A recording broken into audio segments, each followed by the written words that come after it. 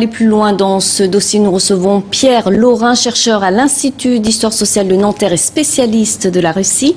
Bonjour, merci d'être avec nous. Alors l'Ukraine, on l'a entendu, a refusé de signer un accord avec l'Union européenne. Est-ce que vous direz que c'est une victoire pour Vladimir Poutine? Non, je pense essentiellement que c'est une victoire pour les industriels ukrainiens. Parce que on se focalise sur les aspects politiques, mais les aspects économiques sont très importants. Et l'aspect économique essentiel, c'est que le débouché principal pour l'industrie, comme pour l'agriculture ukrainienne, c'est les pays de l'ancienne Union soviétique, c'est-à-dire essentiellement la Russie, la Biélorussie, le Kazakhstan, et que vis-à-vis de l'Union européenne, l'Ukraine n'a rien à exporter.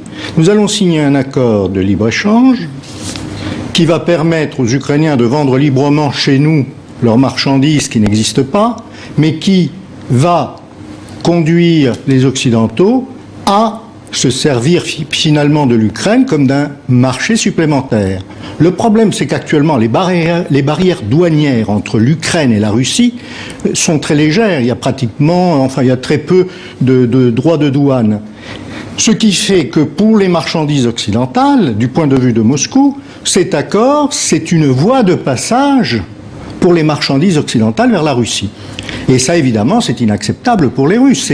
C'est de ça que l'on parle depuis le début. Il ne s'agit pas de pression politique, il s'agit simplement d'une réalité économique incontournable.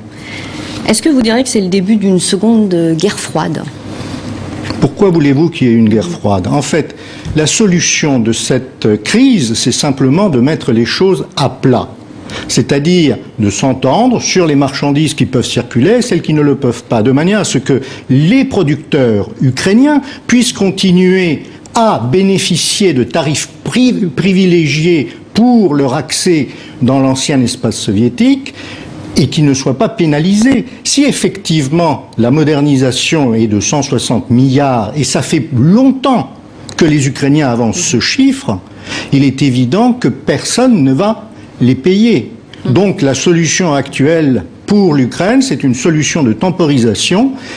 Attendons de voir comment on peut négocier mieux ce volet économique de manière à ne pas pénaliser nos producteurs. Alors Alban Mikosi vient de le dire, le président ukrainien semble souffler le chaud et le froid. Qu'est-ce que vous en pensez? Oui, parce que en fait, le président Yanukovych dépend essentiellement des votes des russophones en Ukraine, c'est-à-dire toute la partie des Ukrainiens qui se sentent beaucoup plus proches de la Russie que de l'Occident, et qui d'ailleurs pour la plupart ne parlent même pas ukrainien.